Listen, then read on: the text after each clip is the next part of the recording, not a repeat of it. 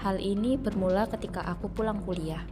Ketika aku sedang mengobrol, tiba-tiba kepalaku sakit sekali. Kemudian dia menawarkan aku untuk tumpangan, tapi aku nggak mau. Lalu temanku datang lagi deh, dan aku menolak. Ya udah deh, aku pergi aja dulu, nggak usah dianterin, aku mau pulang. Tapi mereka tetap aja ngeburu aku. Tapi aku nggak mau sih. Aku pengen cepet-cepet pulang, nggak usah. Aku bisa sendiri. Misi deh, aku mau pulang, aku mau tidur. Bye.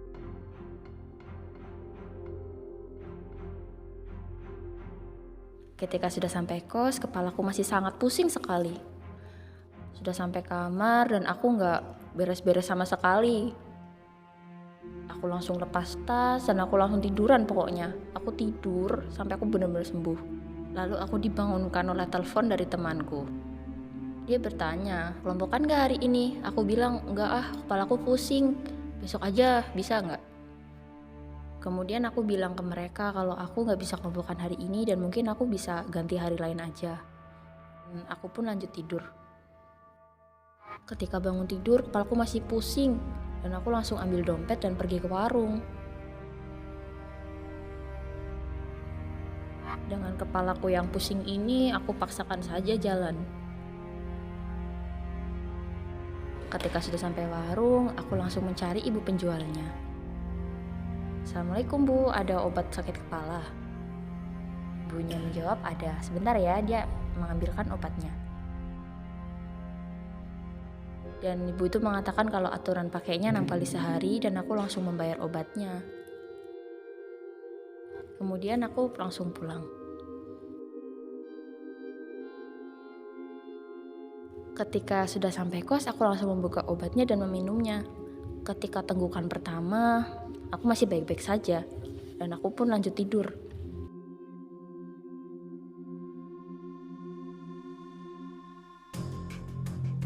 Ketika bangun tidur, aku langsung ambil obat lagi karena kepalaku masih sangat sakit.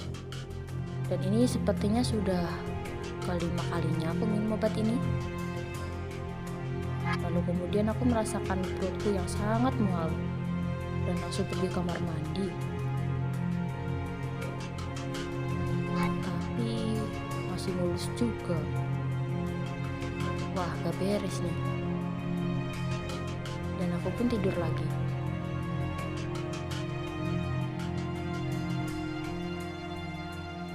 Lalu temanku menghampiri ke kosanku karena mereka merasa ada yang tidak benar denganku. Lalu mereka masuk dan membangunkanku. Oi bangun, kamu gak apa-apa kan? Kamu gimana, sakit kepalanya udah sembuh? Lalu aku menjawab, perutku malah mual dan kepalaku jadi panas. Lalu mereka mengajakku ke apotek untuk bertanya mengenai obat yang aku minum. Sampainya di apotek, aku disambut baik oleh apotekernya. Kemudian aku dipersilahkan duduk. Lalu aku menceritakan bagaimana aku membeli obatnya dan aturan pakai yang aku gunakan. Dan apotekernya menjawab, obat itu tidak seharusnya dijual di warung.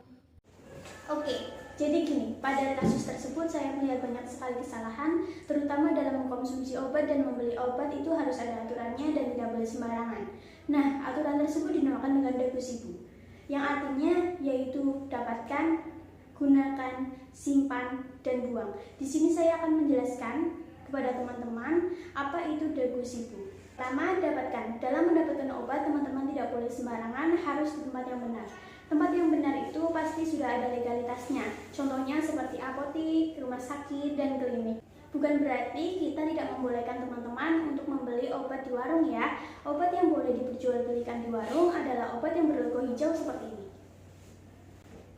Yang kedua, gunakan. Dalam menggunakan obat juga tidak boleh sembarangan, harus sesuai dengan dosis yang dianjurkan oleh dokter atau apoteker dan sesuai indikasi penyakitnya. Kemudian yang ketiga, simpan. Dalam menyimpan obat juga tidak boleh sembarangan, karena ada beberapa bahan obat yang tidak bisa disimpan pada suhu tertentu. Pada umumnya, obat disimpan pada suhu ruangan, tempat yang sejuk, tidak lembab, dan terhindar dari paparan sinar matahari secara langsung. Karena jika obat terpapar sinar matahari secara langsung, obat akan mengalami oksidasi dan menyebabkan obat tersebut gampang rusak dan tidak layak digunakan lagi. Yang terakhir adalah buang. Dalam membuang obat juga ada prosedurnya dan tidak boleh sembarangan. Pastikan dalam membuang obat benar-benar hancur dan kemasan juga benar-benar hancur, agar obat tersebut tidak disalahgunakan oleh pihak yang lain. Nah, kita kan tidak tahu, siapa tahu di warung tersebut adalah hasil dari mengambil sisa-sisa obat yang tidak dibuang dengan prosedur. Nah, jika teman-teman mengalami kasus seperti itu, alangkah baiknya teman-teman langsung saja ke apotik, klinik, ataupun rumah sakit agar mendapatkan penanganan yang lebih lanjut. Dalam kasus tersebut, kita dapat belajar tentang dapatkan, gunakan, simpan, dan buang obat dengan baik. Terima kasih telah menonton video ini. Semoga video ini bermanfaat untuk kita semua. Wassalamualaikum warahmatullahi wabarakatuh. Bye.